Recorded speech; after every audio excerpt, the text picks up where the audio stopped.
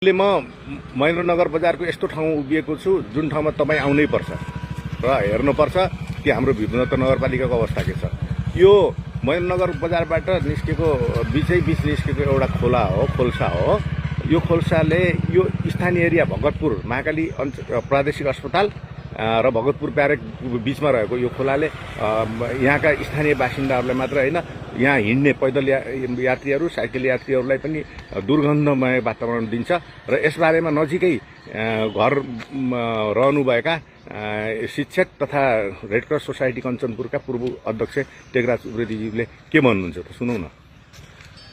यो धेरै पुरानो नाला हो, यो माथिबाट नै यो आउँछ। अब यो गर्मीको समयमा यो बढी यसमा गनाउने हुन्छ, त्यस्तो परिस्थिति छ। यो कहाँबाट निस्किन्छ सर यो फोहोर?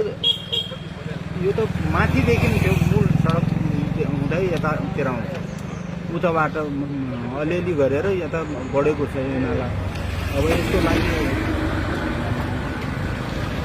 हामीले कुरा पनि गरेका छौँ, गर्न त हुन्छ, यो पढ्छ भन्ने किसिमको यो सफाइ हुन्छ भन्ने कुरा त भएको थियो, तर पोहोर साल चाहिँ त्यो हुन सकेन। अब हाम्रो आशा छ कि यसको सरसफाइ होस् भन्ने आशा छ हामीलाई। यो नाला फेरि यो सुदूरपश्चिम विश्वविद्यालयको केन्द्रीय कार्यालयको बीचौँ बीच भएर पनि जान्छ र केन्द्रीय कार्यालयका कर्मचारी र त्यहाँका पदाधिकारीहरूको अनुसार यो नालाले केन्द्रीय कार्यालयमा बस्ने वातावरण पनि छैन।